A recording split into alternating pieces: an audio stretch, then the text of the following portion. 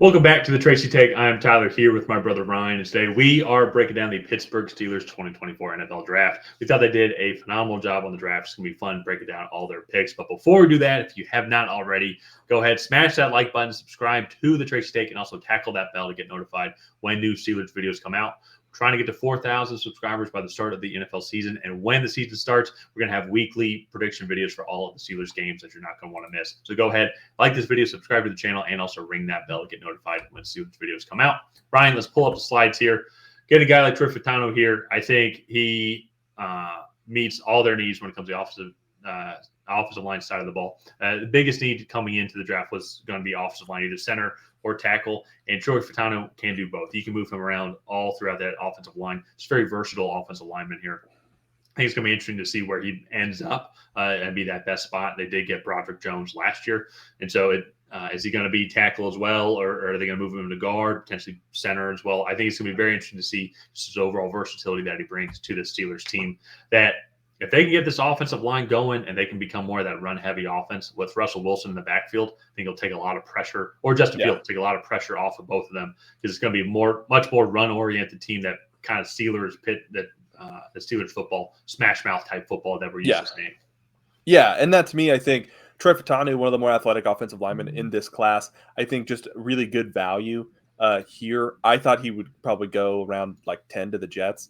Although, granted, there was a litany of offensive linemen that went in between there, and they all kind of graded out the same. So can play anywhere. They have him on ESPN listed as a guard. He has the length to play tackle. And so I think maybe he plays that left tackle spot for them. And then their next pick is the one that plays on the interior. So, but all in all, you have to be happy with this pick. They really needed to beef up this offensive line, and they definitely did that.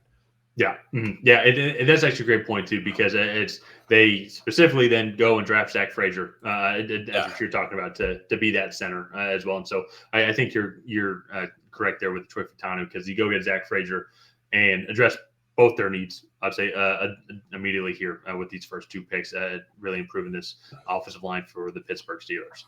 Yeah. And that for me, I think, with Najee Harris, Jaylen Warren, I think they want to be a very run-oriented team. They just weren't productive enough in the last couple seasons to really be a team that can take a load off the quarterback in terms of consistently being able to run the ball successfully.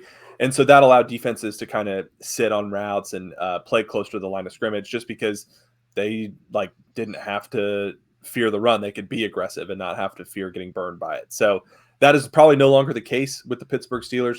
Very interested to see this quarterback room and how these guys can support Justin Fields or Russell Wilson up there. So let's move on to their next pick here, though, with probably one of my favorites, Roman Wilson at 84.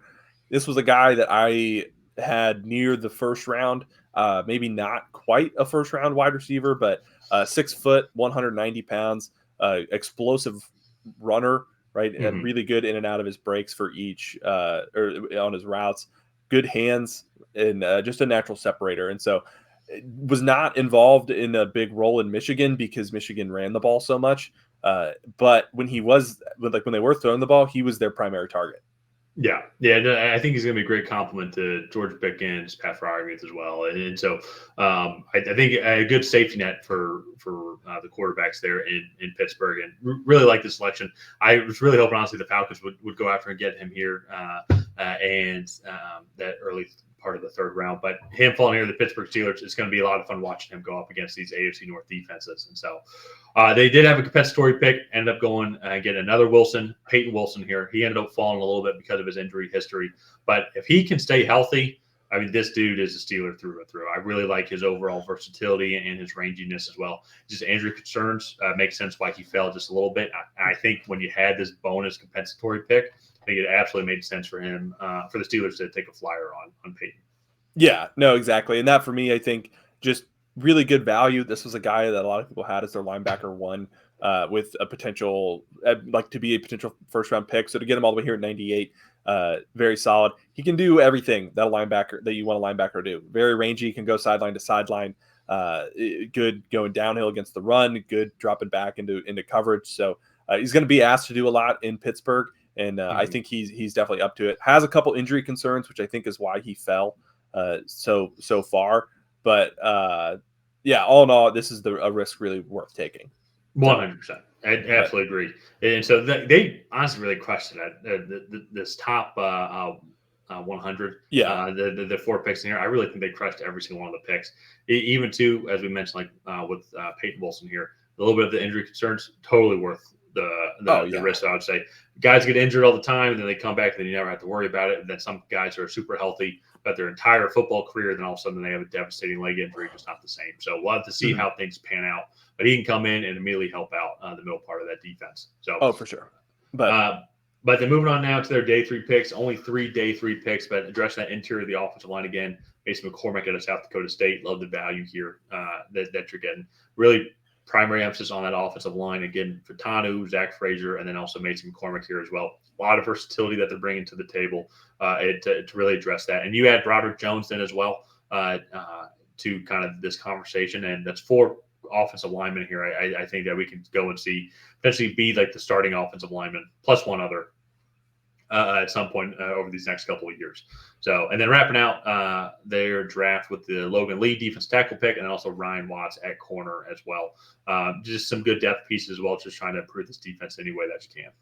Yeah, no, and that for me, I think they just did a good job adding some depth here on day 3. That's kind of all you can ask, get some good developmental players. So Tyler and I, we did grade each of the drafts that we are reviewing. So let's go ahead and get into our grades here. I gave them an A-. You gave them an A. Why the A? That's a pretty high grade for you. Yeah, so we made sure that we only had 1 A+, and so honestly, it was between them and the Eagles, and then one other team. I'm blanking on what the other team was as right now. On was it the Rams? No. I think it was maybe the Bears. Actually, I think the Bears also on who had the top draft. I ended up going with the other Pennsylvania team, the Eagles. In my opinion, it's the best draft, but the Steelers were right there. I really love what they did with the top 100 picks, as I said. Then you still go get Mason McCormick. Primary emphasis on improving that offensive line. I think the main difference for me, and they did get Roman Wilson as well. I think just the main difference overall was maybe, I think if they just had a couple extra more picks and then set themselves up for next year's draft as well. Eagles, I thought, set themselves up for next year's draft as well. I'm being very picky.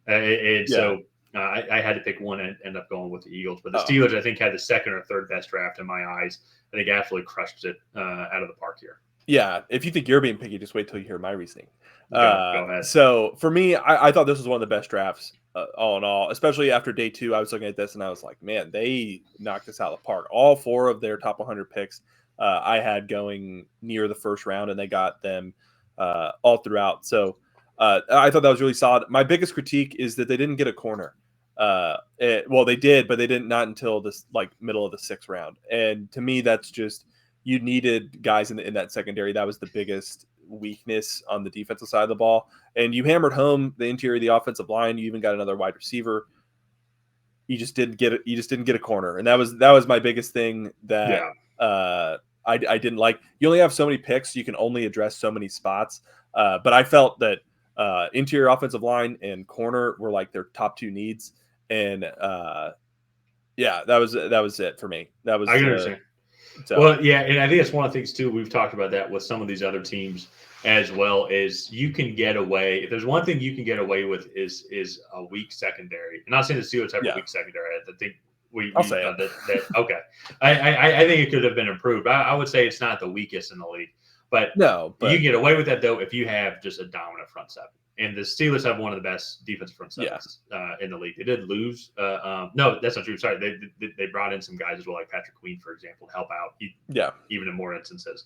But I mean, just TJ Watt alone makes that defensive front just so dominant in and of itself. And so you can get away with, I think, a little bit of a weaker secondary if your front 7, which is what the Steelers have, is just top notch, just phenomenal. I think the Raiders is another one as well. I think they wish they would have addressed secondary a little bit more. But to be honest, though, their front 7 is so freaking good that it almost doesn't matter because they get after the quarterback so much that they have to bring guys in to help block, and this is less guys that they can go send out into their routes. So it's not as big of a concern as to myself. And also then too as well, you still have Minka Fitzpatrick. Joey Porter Jr. is still a good developmental piece that had a good rookie year.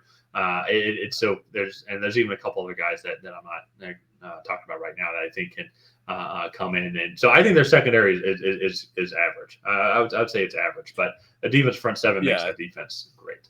Yeah, that was for me. I thought it was maybe a little below average. Joey Porter Jr. had a good rookie season, but Minka Fitzpatrick was injured a lot, and some of the other guys are just aging out, I think. So, yeah, all in all, it was a really good draft for the Pittsburgh Steelers. It's hard to be critical, but when you're comparing it to the other top drafts, that to me was like a glaring flaw in this one. So they still added a bunch of good young players. Let's go ahead and wrap this one up here. If you guys have not already, please go ahead and like and subscribe. Leave a comment down below on what you thought of the Pittsburgh Steelers 2024 draft class. Did you love it? Did you hate it? What would you have done differently? And on that, we will see you guys next time.